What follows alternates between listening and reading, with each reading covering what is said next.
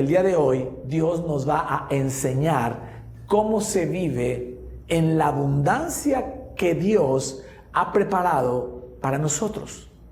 Quienes creemos, ¿verdad? Entendemos y creemos lo que significa vivir bajo su gracia. Vamos a escuchar al Señor hablarnos a través de mi vida, seguramente, ¿verdad? ¿Cómo se vive la prosperidad de Dios? ¿Cómo uno es próspero en Dios?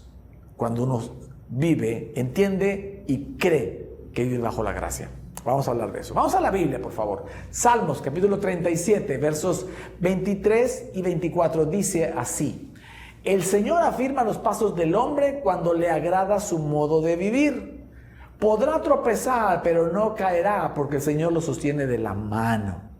Mire, cuando dice este salmo que a Dios le agrada, el Señor afirma los pasos, o sea, lo soporta, ¿verdad? Lo lleva cuando le agrada su modo de vivir. Usted puede estar pensando que eso se trata de obras buenas, de hacer buenas obras y no obras malas. Y déjeme decirle que sí, el salmista eso quiso poner en su corazón porque ellos vivían bajo la ley, ¿recuerda? Y usted hoy entiende, conforme los mensajes de las 2 semanas anteriores, que Jesús en la cruz hizo que la justicia de la ley se cumpliera en usted y en mí. Por lo tanto, dado que hemos cumplido toda la ley por nuestra fe en Jesús, nuestro modo de vivir le agrada a Dios. ¿Puede oír un buen amén a eso? Y eso es una gran, maravillosa noticia. Algo que también tenemos que entender de este salmo es que el Señor siempre está con nosotros y nos sostiene de su mano. Vamos a poder tropezar, trastabillar, a lo mejor resbalar, pero no vamos a caer. Y la palabra caer tiene un sinónimo que es fracasar. El Señor no te va a dejar fracasar, no te va a dejar que pierdas el partido completo, déjame decirlo así, sino que cuando algo te suceda, tú tienes que creer que el Señor siempre está contigo y Él te sostiene de su mano. Amén. Entonces, bajo este principio, bajo estos principios de cómo Dios nos trata, déjeme decirle, hablando de prosperidad, que Dios no está mirando lo que haces o lo que tienes para llamarte próspero. Eso lo hace el mundo. El mundo te dice qué haces, qué puesto tienes, cuánto tienes, cómo está tu circunstancia de vida, y entonces con eso yo sabré que eres próspero. Eso dice el mundo, pero el mundo está equivocado. Dios no le llama próspero a la gente según lo que hace o según lo que tiene o lo que no tiene. Dios le llama próspero a aquel o a aquellos que creen que Dios está con ellos y los sostiene. ¿Me estás siguiendo? Te lo voy a decir otra vez. Dios no está mirando lo que tú haces o lo que tú tienes para llamarte próspero o no. Eso lo hace el mundo. Dios le llama próspero o considera próspero a aquel que cree que Dios siempre está con él y lo sostiene, como dice este salmo. Amén. De ahí que el mensaje de hoy, y si me ayudan a poner aquí la imagen que escogimos, viviendo en la prosperidad de Dios. Tus circunstancias bajo la gracia. Vamos a analizar tus circunstancias bajo la gracia, ¿vale? Esta primera parte, debemos aprender algo y nunca olvidarlo, que es que nuestra prosperidad va de la mano de Jesús. Nuestra prosperidad, a los que estamos en Cristo, va de la mano de Jesús, ¿ok? ¿Dónde inicia nuestra prosperidad? Romanos 8:31, versión internacional, dice: ¿qué diremos frente a esto? Si Dios está de nuestra parte, ¿quién puede estar en contra nuestra? Y esto es algo que tenemos que entender, que Dios siempre está de nuestra parte. Pero déjeme decirle algo, muchas veces a muchos cristianos, cuando entran en momentos de dificultad, en momentos de angustia, circunstancias difíciles, desiertos, hornos, pruebas, como le quieras llamar, ahí dejan de vivir bajo la gracia y comienzan a vivir bajo la ley porque ya no están seguros si Dios está con ellos. Se hacen preguntas como esta: si Dios está conmigo, ¿por qué no me va bien? ¿O por qué me está yendo mal? Si Dios está conmigo siempre, ¿por qué no estoy recibiendo lo que yo quiero? Y todas esas preguntas y dudas son un indicativo de que esa persona, ese hijo de Dios, dejó de vivir bajo la gracia algunos instantes, por un tiempo o en alguna de las áreas de su vida, y regresó a vivir bajo la ley de las buenas obras y de las malas obras. ¿Me está siguiendo? Pero tenemos que tener algo muy claro. ¿Cuál es el acto más grande de gracia de parte de Dios? La presencia de Jesús en nosotros. Escucha esto. La presencia de Jesús en nosotros, que Jesús pueda habitar en tu corazón, como lo dice Pablo en Efesios capítulo 3, verso del 14 al 20, cuando ora porque el Espíritu Santo fortalezca con poder en el espíritu de los Efesios para creer que Jesús habita en sus corazones. Si usted lee ese versículo, ese pequeño pasaje, el que nosotros tengamos la posibilidad, la capacidad o el regalo más bien de que la presencia de Jesús habita en nosotros, ese, mis amados, es el acto más grande de la gracia de Dios en nosotros. Y por lo tanto, un regalo inmerecido. Todo en tu vida es gracia, todo en tu vida es un regalo de Dios. El que hoy estés vivo acá es un regalo, el que puedas respirar es un regalo, el que pueda estar sentado ahí viendo la transmisión y entendiendo lo que yo estoy hablando, ese es un regalo de parte de Dios, es una gracia, no hiciste nada para merecértela. Pero de nada serviría todo eso si no tuvieras a Jesús en tu corazón. Por eso el que no tenga a Jesús en su corazón está como muerto, dice la Escritura. Porque sin Jesús no hay vida. Entonces, para nosotros tenemos que entender esto, que el acto más grande de gracia del Señor es que tengamos a Jesús en el corazón, porque es lo más valioso que hay en el universo, el Hijo de Dios. ¿Me está siguiendo? Y entonces, si es un regalo de Dios inmerecido, aquí hay otra buena. Esta es una buena noticia. Acuérdense que nuestros mensajes están llenos de buenas noticias. Son tantas buenas noticias cada semana que por eso mi insistencia en que estudie el mensaje en la semana, haga devocional, conviértelo en oración, para que reciba la mayor cantidad de buenas noticias que se pueda cada semana. Eso lo alimenta y lo fortalece espiritualmente. ¿Sale? La buena noticia es que es esta, ¿verdad? Que el acto más grande de gracia de parte de Dios es que Jesús pueda habitar en nuestros corazones. Pero le voy a dar otra buena noticia. Dado que es por gracia, que es un regalo inmerecido, eso quiere decir que nosotros no nos podemos ganar la presencia de Jesús en nuestro corazón con ninguna obra buena. Pero tampoco la podemos perder con ninguna obra mala. Y esto es una maravilla de noticia, porque déjeme decirle algo, así me abrió los ojos el Señor. Este fue el primer concepto que Dios me hizo que yo abriera los ojos, porque yo prediqué en algún momento, todavía estábamos en pandemia, me acuerdo, 2021, ha de haber sido el último mensaje del mes de abril del 2021, o el penúltimo, no más de eso. Yo predicaba diciendo esto, yo ya sabía esto que estoy diciendo hoy, pero fíjese la diferencia. Yo ya sabía, y esto es un bono, eso no está en la prédica, esto es un bono para usted hoy. Yo ya sabía en mi corazón que el acto más grande, que la gracia más alta de Dios para nosotros es la presencia de Jesús en nuestras vidas, que nos da salvación, vida eterna, vida en abundancia y todo lo demás. Yo ya sabía eso y yo les decía eso en esa prédica. El acto más grande de gracia, la gracia más alta a la que podemos aspirar es la presencia de Dios, la presencia de Jesús en nuestras vidas. Hasta ahí todo iba bien. Pero yo les dije en esa prédica, pero esa presencia solo se obtiene, y aquí está el error, y ojalá me vea alguien más para que también crea que es un error y entienda que eso es un error. Y yo les decía, pero esa presencia de Jesús en nuestras vidas solo se obtiene detrás de la puerta en intimidad. Esa presencia no se gana lavando los trastes, esa presencia no se gana bañando, esa presencia no se gana orando mientras vas en el camión o vas en el taxi o en tu carro. Así se los dije, esa presencia solo se gana cuando te metes detrás de la puerta y tu Padre que ve lo secreto te recompensa en público, y esa recompensa es su presencia. Eso yo decía. Y estaba, ¿cómo se dice? Honestamente equivocado. Eso es un buen corazón, se oye muy noble. Eso invita a la gente a entender la necesidad de orar detrás de la puerta a solas, pero eso no era real.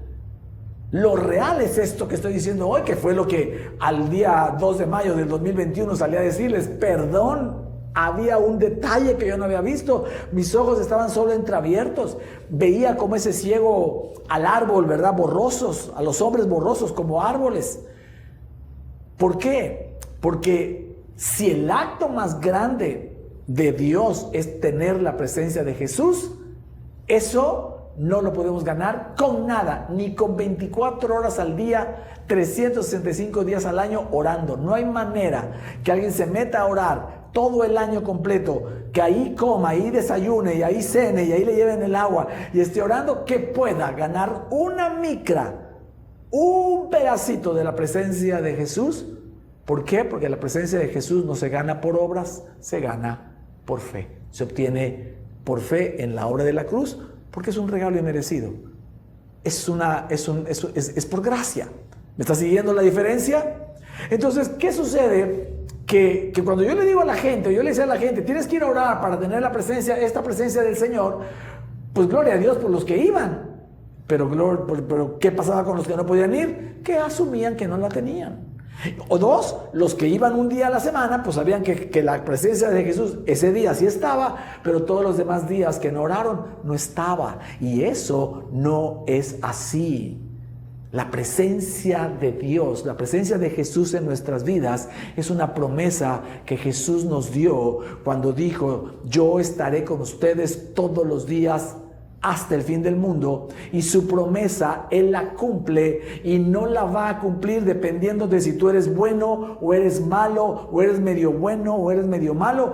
Él cumple su promesa porque Él es bueno. Sus misericordias son nuevas cada mañana, y Él nos da su presencia todos los días de nuestra vida. Mientras creamos en la obra de Jesús, a Él no le importa si haces obras buenas u obras malas. Él cumple su promesa con estar dentro de ti. ¿Puede ir un buen amén a eso?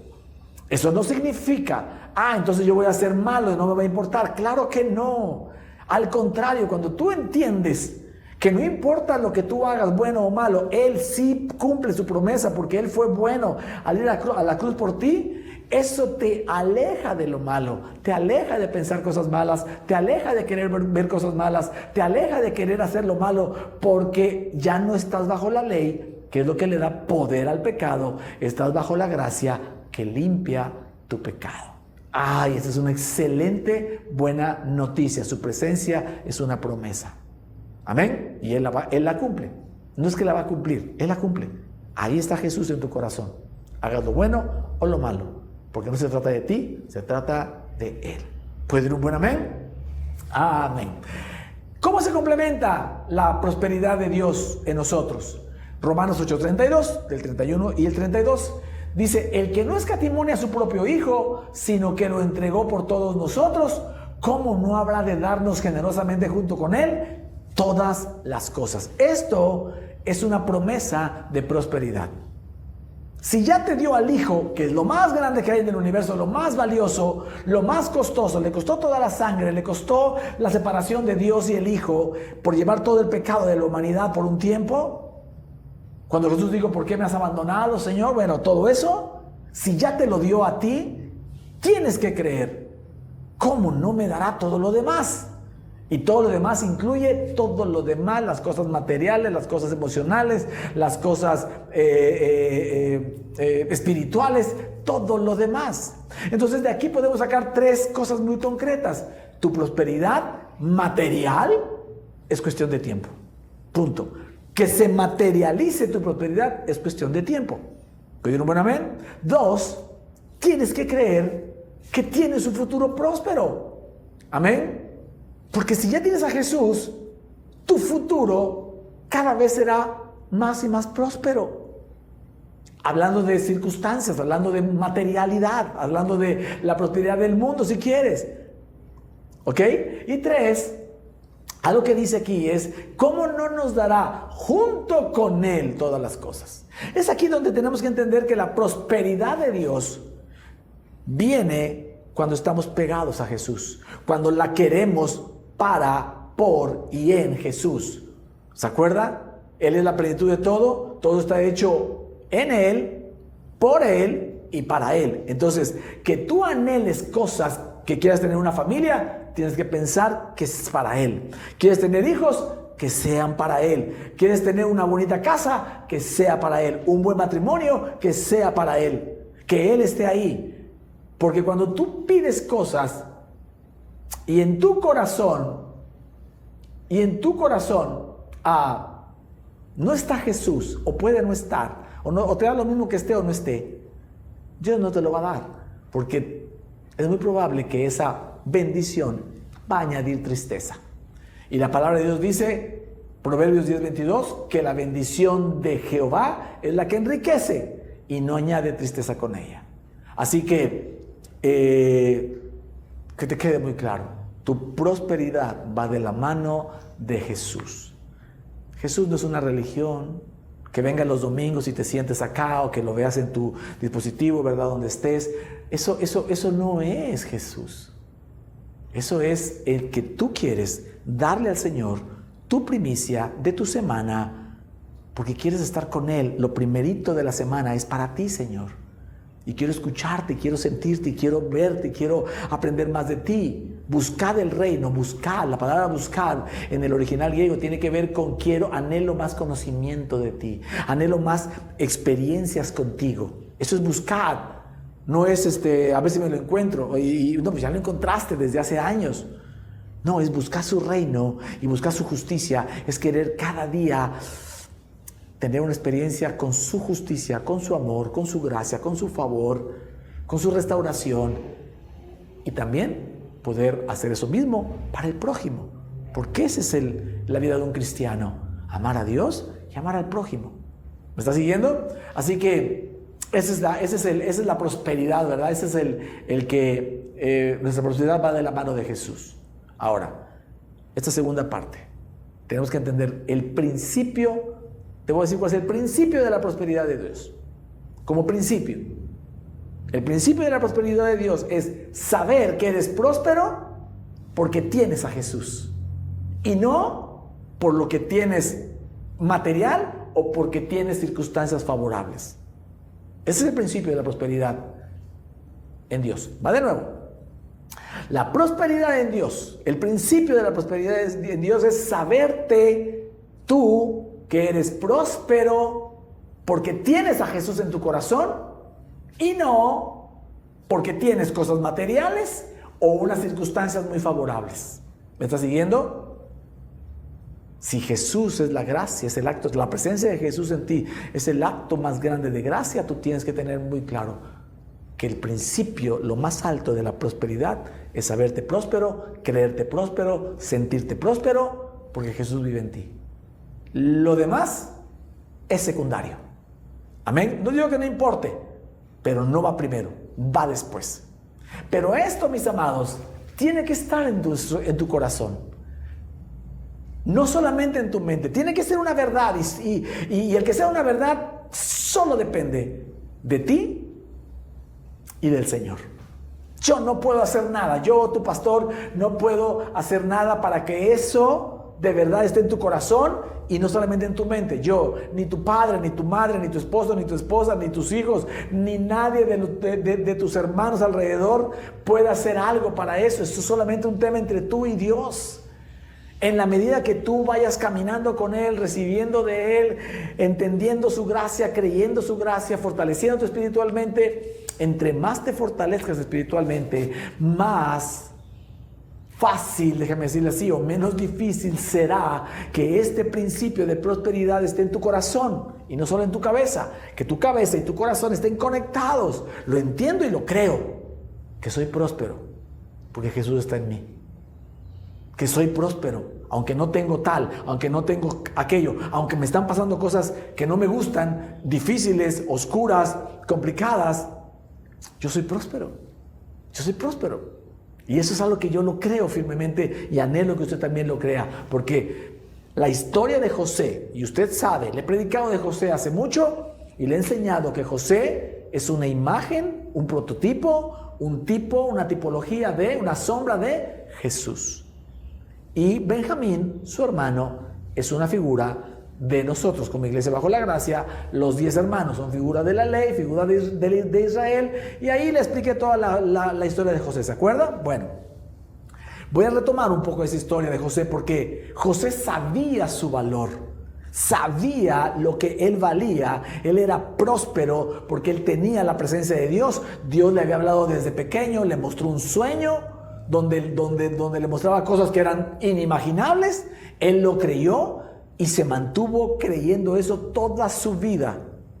¿Sale? Génesis 39, verso 1 al 2 dice: llevado pues José a Egipto, Potifar, oficial de Faraón, capitán de la guardia, varón egipcio, lo compró de los ismaelitas que lo habían llevado allá. Mas Jehová estaba con José y fue varón próspero y estaba en la casa de su amo el egipcio. La historia de José, para quienes no la sepan, si tenemos gente nueva acá, en resumen, ¿verdad? José tenía 11 hermanos. Benjamín era más chico que él y todos los demás eran más grandes. Él y Benjamín eran hijos de Raquel, la esposa amada de Jacob, pero Jacob tuvo otras 3 esposas con las que tuvo esos otros 10 hijos. Esos 10 hijos, esos 10 hermanos le tenían envidia a José. José usaba una túnica de colores, por eso la imagen del mensaje de hoy, si me la pones por acá otra vez, la imagen es a José con la túnica de colores, ahí en la cárcel. Ahí déjame ver tantito. Ahí en la cárcel. Ahorita vamos a ver que llegó a la cárcel. Aquí dice que fue vendido como esclavo. La historia dice que los hermanos le tuvieron envidia, lo querían matar, lo vendieron en una cisterna, le quitaron la túnica de colores, lo vendieron desnudo como esclavo a los ismaelitas. Los ismaelitas se lo vendieron a Potifar, jefe de la guardia de Faraón, y vamos a ver ahora que lo metieron a la cárcel. Por eso está José en la cárcel.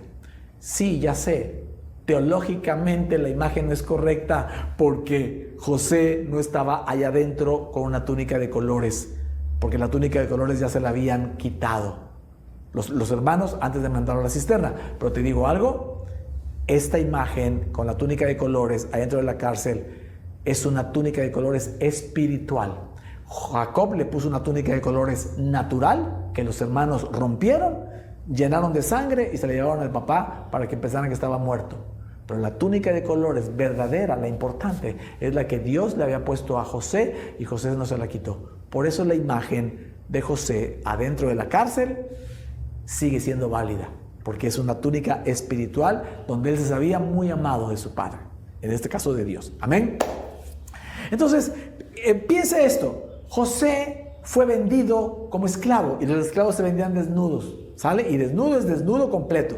Tienen que ver todo el cuerpecito, por dentro y por fuera casi, por atrás y por delante, que no hubiera sarna o posible a lo mejor lepra o cualquiera de esas enfermedades de aquella época. Tenían que revisarlos. O sea, estaba desnudo, sin amigos, sin dinero, sin relaciones, sin títulos, sin ropa. Pero dice la palabra que Jehová estaba con José y fue varón próspero. Estaba, no dijo que sería varón próspero, habló en pasado, fue varón próspero, porque la prosperidad a José le venía de que Dios estaba con él. ¿Me está siguiendo? Buenísimo. Génesis 39, verso 19, la otra parte dice: cuando el patrón de José, o sea Potifar, escuchó de labios de su mujer cómo le había tratado el esclavo, se enfureció. Y esto es una mentira. Y mandó que echaran a José en la cárcel donde estaban los presos del rey. Pero aún en la cárcel, escucha esto, pero aún en la cárcel el Señor estaba con él y no dejó de mostrarle su amor. ¿Quién estaba con José en la cárcel? El Señor. Por eso la túnica de colores es espiritual, la que estoy poniendo ahí en la imagen. hizo que se ganara la confianza del guardia de la cárcel. Eso pasó después.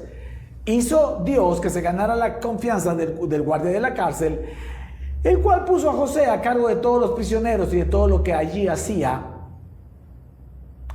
23. Como el Señor estaba con José y hacía prosperar todo lo que él hacía, el guardia de la cárcel no se preocupaba de nada de lo que dejaba en sus manos. Déjame decirle algo aquí.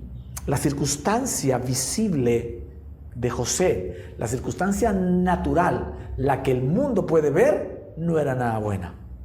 Envidiado por sus hermanos, casi asesinado por sus hermanos, enviado a una cisterna, vendido desnudo a los ismaelitas, injustamente tratado por la mujer de Potifar, que quería que se acostara con él y él dijo que no, y inventó una historia y con esa historia fue a dar a la cárcel. Y luego en la cárcel, si hoy viéramos a un cristiano, a un predicador caer en todas esas malas circunstancias, la mayoría del pueblo de Dios diría: algo está haciendo mal, algo habrá hecho mal, algo no está haciendo bien. Pero esa es la carne, que quiere hacer juicio según la obra buena o mala de la circunstancia de la gente.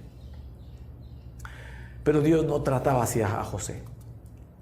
José se sabía próspero porque Dios estaba con él. Y como él se sabía valioso por esa prosperidad, él hacía todo bien. Pero no para agradar al amo, ni para agradar al carcelero. Él lo hacía todo bien como una consecuencia de que Dios estaba con él. Y sé perfectamente que José, eso me lo dice el Espíritu al leer su historia, que José se sabía muy valioso y muy prosperado y se sentía muy próspero porque Dios estaba con él, que nunca se ve a José quejarse con Dios, reclamarle a Dios: ¿cuándo me vas a sacar de aquí, Dios? Jamás. Él sabía lo que hacía. Pero quiero que vea eso, que su prosperidad le viene porque Dios estaba con él. Por eso te dije, el principio de la prosperidad, de tu prosperidad, no es cuánto tienes o cuánto haces o qué haces o de qué nivel seas, si eres un gerente, un director o eres un limpiapisos. Lo que importa, eso no importa. Lo que importa es tú, en tu corazón, cómo te sientes. Que Jesús esté ahí. ¿Te sientes próspero? ¿Te sabes próspero o no? Ese es el tema, ¿sale? Ahora, quiero que note algo. No dice que José halló gracia, dice que Dios, hizo que se ganara la confianza del guardia de la cárcel. Dios hizo, no lo hizo José. Dios hizo que se ganara la confianza del guardia de la cárcel. En la Reina Valera dice que halló gracia del guardia de la cárcel. Y luego dice, como el Señor estaba con José, hacía prosperar todo lo que él hacía. Y por lo tanto el carcelero decía: hombre, yo estoy tranquilo de que José está haciendo las cosas bien. Tenemos que entender esto, que no fue la obra de José la que lo llevó a ser el número uno en la casa de Potifar, el sirviente número uno en la casa de Potifar, ni el carcelero o el administrador de la cárcel por sus buenas obras, sino porque Dios le hizo hallar gracia delante de su amo y después delante del carcelero. Fue Dios. Eso nos hace saber, y tenemos que entender esto. Esto también es una muy buena noticia para hoy. A ti no te hace hallar gracia delante de la gente lo que haces por la gente.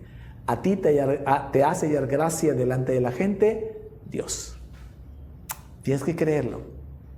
No son nuestras obras buenas las que nos hacen hallar gracia delante de la gente. Es Dios el que nos hace hallar gracia delante de la gente. Si alguna gracia tenemos delante de la gente, es Dios. Yo creo que a mí Dios me ha dado gracia delante de ustedes, en especial de la iglesia de Jalapa, porque a pesar de no tenerme allá tanto, tienen 10, 15 y tal vez los 20 años con nosotros. Esa es una gracia, pero no es porque usted ve mi esfuerzo, cómo he ido y venido. Usted ve lo que yo hago, ¿verdad?, para darle el alimento y lo que sea. Pero no es eso. Al final es la gracia de Dios en usted. Porque no me ha hecho hallar gracia delante de otros, tal vez, que han decidido mejor irse o no venir. Tampoco estoy peleado con ellos, ni ellos conmigo. Simplemente no me ha dado la gracia suficiente en ellos. Pero es Dios el que tiene que hacer eso contigo y conmigo. Porque inclusive hay veces, y a ti te ha pasado, estoy seguro, que has hecho bien las cosas en tu trabajo, te has esforzado, y en lugar de hallar gracia delante del jefe o delante de los compañeros, lo que generas es envidia, celos, mala vibra, desconfianza, que hablen mal de ti, que hagan juicio de ti. ¿Por qué? Porque estás haciendo las cosas bien. Entonces entendamos que hacer las cosas bien no es sinónimo o no es lo que produce la gracia. No siempre. Tengo historias que te puedo contar 20 de cosas que yo hice bien y me rebotaron mal con la gente. Y dicen, ¿cómo es posible si te estoy bendiciendo? Si estoy haciendo eso a tu favor. No. Mire, escuché esta historia hace muchos años. Antes de llegar a Cristo, yo daba cursos de desarrollo humano y le di un curso a la gente de Comisión Federal, si no mal recuerdo. Y alguien de Comisión Federal me contó esta historia, que en el corporativo, no sé dónde era, si era en Veracruz o México, no me acuerdo, en el departamento jurídico llegó un nuevo trabajador. No sé si era ahí el hijo de la persona o alguien. Un abogado del departamento jurídico. Llegó alguien nuevo al departamento jurídico como analista jurídico, como abogado. Y su trabajo era analizar y revisar contratos. O era en Pemex, no me acuerdo, uno de los dos. Y entonces, este cuate se apuraba y estaba sacando al día 9 contratos revisados, 9.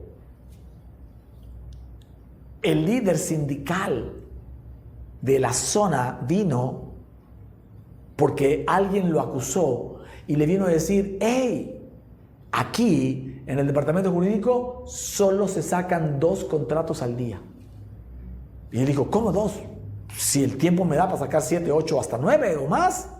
Y le dijo, no, porque si todos sacamos lo que tú haces, nos van a dar más trabajo. Así que mejor de 2 en 2. ¿Cómo ves? No pudo trabajar ahí, terminó saliéndose. Porque a veces el que tú hagas bien las cosas no te va a premiar con la gracia de parte, con la gracia en la gente. Y así te puedo contar muchas historias que me han pasado a mí y seguro a ti también. Entonces, lo que tenemos que entender es que lo que nos hace hallar gracia delante de la gente es Dios. Por eso la prosperidad, yo me siento próspero y me sé próspero porque Dios está conmigo.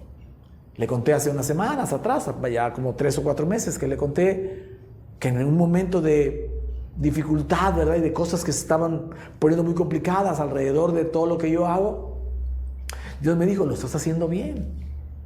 Y yo le decía, pero ¿de qué me estás hablando, Señor? Mira cómo están mis circunstancias. Y Dios me dijo, lo estás haciendo bien porque no has dejado de creer en mí y no has dejado de hablar de mí. Y hoy puedo saber que también, no nada más Dios me ha ayudado a no dejar de creer en Él y a no dejar de enseñar de Él, sino me ha hecho sentir próspero. Me ha hecho sentir que estoy haciendo las cosas bien, aunque en lo natural no me salgan bien. Él me hace sentir eso, porque lo tengo a Él, me explico. Su presencia es más que suficiente. Amén. Te voy a enseñar otra cosa. Lucas 2:52. Y Jesús dice, crecía en sabiduría, en estatura y en gracia para con Dios y para con los hombres. Primero es hallar gracia delante de Dios y luego es hallar gracia delante de los hombres. ¿Cómo se halla la gracia delante de Dios? ¿Cómo se halla la gracia delante de Dios? No me diga que portándose bien. No, usted ya entiende. La gracia delante de Dios se halla creyendo en la obra de amor, justicia, gracia y favor inmerecido de Jesús. Si yo creo que Jesús habita en mi corazón, sea yo bueno, sea yo malo, haga lo bueno, haga lo malo, pero Él habita ahí porque yo creo por el poder del Espíritu Santo que Jesús fue a la cruz a morir y después resucitó, ascendió a los cielos y habita en mi corazón o habitó en mi corazón, si yo creo eso me hace hallar gracia delante de Dios. Y después, eso me hará hallar gracia delante de la gente. Pero dice que primero es la sabiduría. También habla que Jesús crecía en sabiduría y en estatura. A lo mejor usted ya no crece. Aquí tengo jóvenes que a lo mejor sí van a crecer más, pero a lo que voy es primero la sabiduría y luego la gracia con Dios y con los hombres. ¿Por qué? Porque la sabiduría implica entender la obra del Señor, creerla. Y entonces, si yo tengo esa sabiduría, hallaré gracia delante de Dios. Eso tengo que creer y tengo que creer que Él me hará constantemente hallar gracia delante de la gente que Él necesite para que yo pueda hacer sus propósitos. Porque mi vida, al igual que la suya, tiene propósitos que Él diseñó para nosotros. Yo estoy viviendo una vida que no es mía, es de Él. Estoy haciendo lo que Él me mandó a hacer. Por eso dice, siervo, inútiles somos porque solo hacemos lo que tenemos que hacer. ¿Qué es lo que tenemos que hacer? En todas las áreas, lo que Él puso en nuestros corazones. Amén. Entonces, es ahí donde le digo, sea sabio, tome el mensaje, porque le he mandado muchas buenas noticias. Dios nos ha dado muchas buenas noticias. Voy a la 3/4 parte, ya voy a terminar. Pero usted no se lo va a aprender todo. Entonces, tómelo, por favor, hágalo devocional, medite en el mensaje, medite especialmente en la palabra que le di, la palabra de Dios, conviértalo en su devocional, haga su devocional para que usted se haga una introspección de su vida con este mensaje. Eso le va a limpiar y le va a ayudar mucho, le va a descargar muchas cosas, le va a dar sabiduría. Conviértelo en oraciones para que eso lo alimente, lo fortalezca y usted, después de tener sabiduría, tenga la claridad de que usted haya gracia delante de Dios porque usted cree en Jesús y también en gracia delante de los hombres porque es una consecuencia de la gracia de Dios. Amén. Muy bien, así que la prosperidad de Dios está en tu corazón, en tu fe. No depende de tus circunstancias, que te quede bien claro. Es más, en tus malas circunstancias o en tus difíciles circunstancias o en tus circunstancias de sequedad, de desierto, de prueba de fuego, de lo que me digas, ahí será probada tu fe si crees de verdad que eres próspero en el Señor. ¿Vale? Muy bien, vámonos a la última parte. Estamos acostumbrados, mis amados, a hacer un análisis de nuestra vida en función de los resultados. ¿Ok?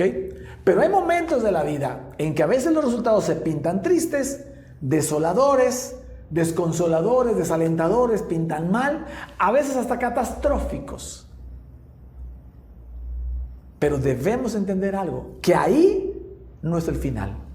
Que ese no es el final de nuestra historia, que eso solo es una parte de nuestra historia y es más, casi siempre, si tú tienes fe en Dios, esos momentos oscuros te van a catapultar hacia el nuevo nivel de propósito que Dios quiere para ti, al nuevo nivel de bendición y propósito que Dios quiere para ti.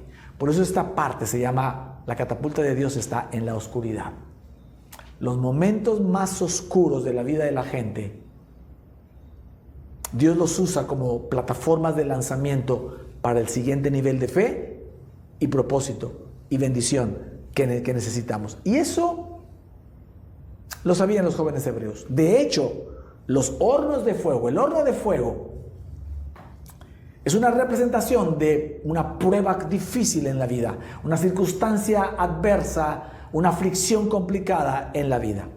Y aquí vamos a ver cómo 3 jóvenes hebreos pudieron decir algo que tú y yo tenemos que decir cuando entramos o entremos en circunstancias difíciles y complicadas.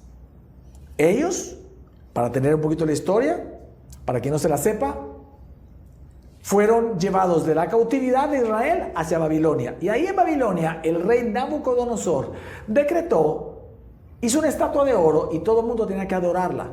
Ellos, siendo hijos de Dios, dijeron, pueblo de Dios, dijeron, no vamos a adorarla. Entonces la advertencia era que quien no adorara la estatua de Nabucodonosor sería arrojado a un horno de fuego ardiente, el cual fue encendido 7 veces más de lo normal. Y ahí estaban al filo del horno 3 jóvenes hebreos, Sadrach, Mesac y Abednego. Y esto le contestan a Nabucodonosor. Dice, Daniel capítulo 3, versos 17 y 18. Dice, he aquí nuestro Dios a quien servimos puede librarnos del horno de fuego ardiendo. Qué fe, ¿verdad? Él puede librarnos, tengo un Dios poderoso. Y de tu mano, oh rey, nos librará. Esa es fe. Pero lo que sigue es otro nivel de fe, que a veces al cristiano se le olvida tener. Y si no, dicen los jóvenes, sepas, oh rey, que no serviremos a tus dioses, ni tampoco adoraremos la estatua que has levantado. ¡Wow! Ellos sabían dos cosas. Una, lo que Dios podía hacer e iba a hacer, esa era su fe. Y dos, lo que ellos tendrían que hacer si Dios no hiciera esto.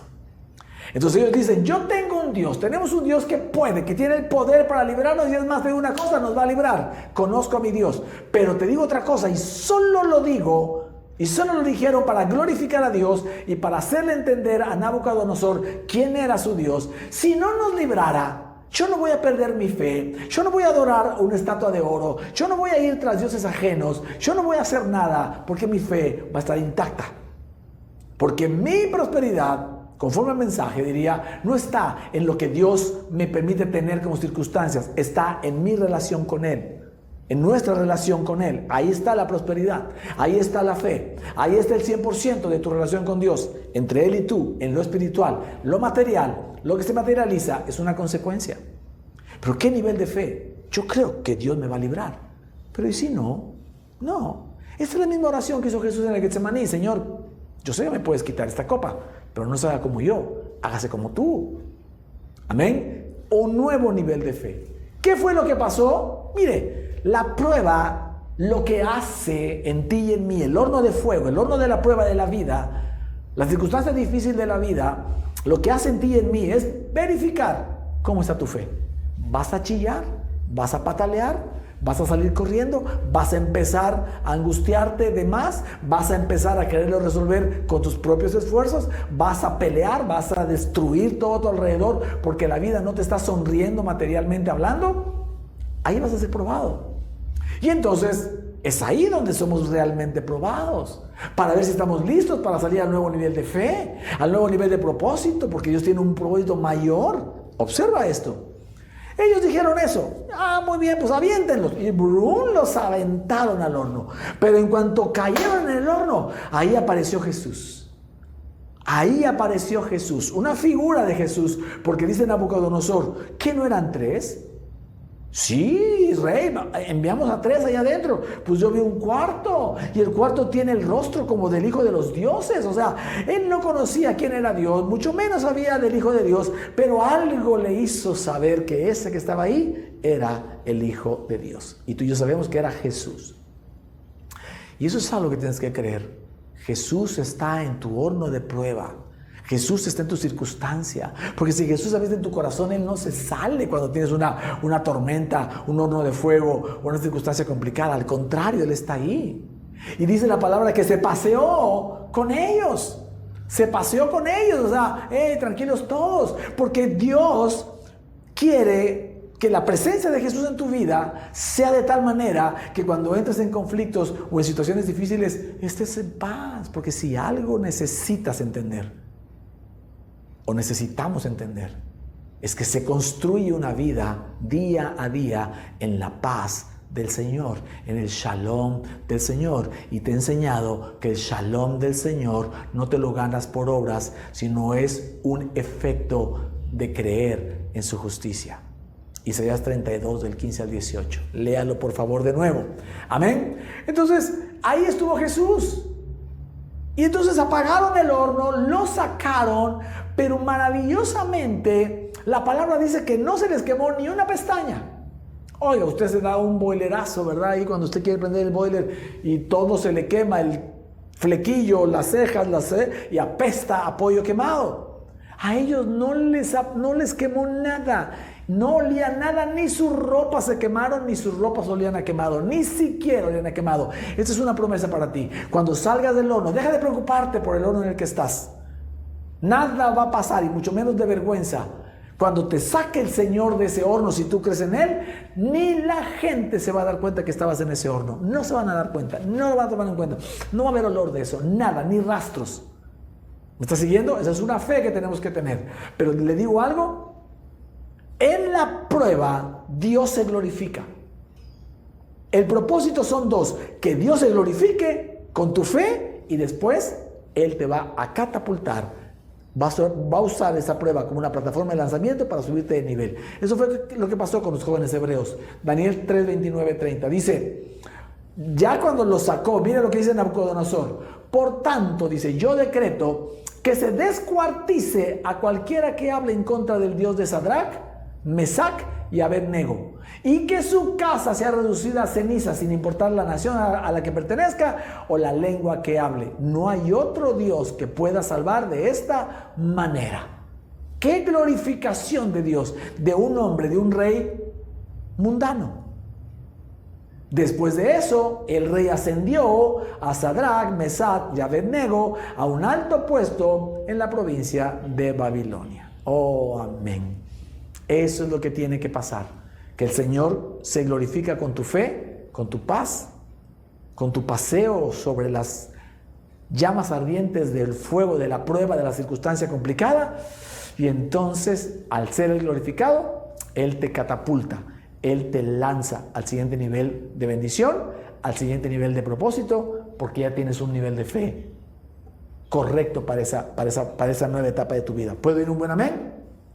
¿Cómo terminó la historia? Ya para terminar, la historia de José. Esta la hemos platicado varias veces. Génesis 45:5, pero para no dejarlo ahí inconcluso. José sale de la cárcel y se convierte en el administrador de Egipto, porque Dios le reveló los sueños, las famosas vacas gordas y flacas. No me entretengo más con eso. Y sale y se convierte en el administrador, el segundo hombre más poderoso de la tierra, porque en ese tiempo Egipto era el imperio más poderoso de la tierra.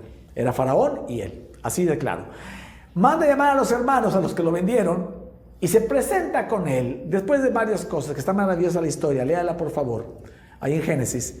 Génesis 45, versos 5 al 8 dice, José hablando con sus hermanos, pero ahora, por favor, no se aflijan más, ni se reprochen el haberme vendido, pues en realidad fue Dios quien me mandó delante de ustedes para salvar vidas. Desde hace 2 años la región está sufriendo de hambre y todavía faltan 5 años más en que no habrá siembras ni cosechas. Por eso Dios me envió delante de ustedes para salvarles la vida de manera extraordinaria y de ese modo asegurarles descendencia sobre la tierra. Fue Dios quien me envió aquí, no ustedes. Él me ha puesto como asesor del faraón y administrador de su casa y como gobernador de todo Egipto. ¿Quién lo hizo todo? Dios. Todo lo que te pasa en la vida tiene que ver con Dios. No es que Dios te meta en la circunstancia, ya lo hemos hablado. A veces nos metemos nosotros por nuestras propias decisiones, pero Dios todo lo acomoda para bien. Dice la palabra que a los que aman a Dios, Dios opera todo para bien. Los hermanos de José lo envidiaron, lo vendieron y él fue a dar a la cárcel. Pero Dios todas esas cosas las tomó para bien, para convertirlo a José como el administrador de Egipto, porque había una hambruna tremenda. Eso es lo que significaban las vacas gordas y las vacas flacas. Vendrían 7 años de abundancia y 7 años de escasez, donde no habría semilla en la tierra y habría mucha hambre. Y dice, por eso me trajo Dios como preservador de vida para la región de Egipto, pero también para Israel, y para que ustedes no murieran y sus hijos y tuvieran descendencia. A eso lo mandó Dios a José a Egipto, y tuvo que pasar por todas esas circunstancias, pero Dios fue glorificado. ¿Con qué? Con la fe de José. José se sabía valioso y próspero porque Dios estaba con él siempre. Dios se glorificó porque cuando fue Faraón a preguntarle por su sueño de las 7 vacas gordas, 7 vacas flacas, José le dice, no sé qué signifique, pero Dios sí sabe, y Dios se va a glorificar porque me lo va a decir. Y José puso a Dios por delante. Si tú pones a Dios por delante en tu fe, Él te va a ascender al siguiente nivel de propósito, de bendición y de fe. ¿Puedo dar un buen amén a eso? Y eso fue lo que pasó con José. Así que termino con esto para decirte que vivir la prosperidad de Dios O dicho de otra forma, la prosperidad de Dios no es externa, es interna. Ahí comienza. Y este es un secreto. Si tú te sabes, te crees y te sientes próspero en tu interior porque Jesús habita ahí, eso te impulsará a tener circunstancias favorables, materiales, externas, prósperas. La prosperidad comienza adentro y se traduce afuera. La restauración comienza adentro y se produce afuera. Y eso es maravilloso. Amén. Y todo eso porque Dios tiene diseñado para ti un propósito de mayor nivel y necesita llevarte hacia allá. Amén. Así que, mis queridos amados, sépase muy próspero.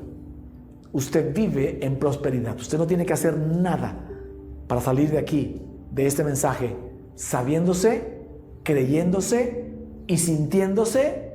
Y voy a decir cada día, porque las emociones tienen que ser constantes, ¿verdad? Sintiéndose todos los días muy próspero, no importa la circunstancia de vida que tenga. Entre más se sepa, se crea y se sienta próspero, mayor prosperidad material, circunstancial y externa usted va a estar mirando y podrá compartirla con mucha gente más. Comparta la palabra de Dios con la gente y también comparta sus bendiciones materiales y circunstanciales que Dios le ha dado y que Dios le seguirá dando. ¿Puede un buen amén? ¿Alguien puede ahí en Jalapa alabar al Señor, adorar al Señor, levantar sus manos, dele una fuerte ofrenda de aplausos al Señor para glorificarlo a Él, que Él se glorifique en medio de nosotros? Ahí en tu iglesia online, donde quiera que estés, levanta tus manos, cierra tus ojos, glorifica al Señor, dile: sí, Señor, gracias por tu palabra.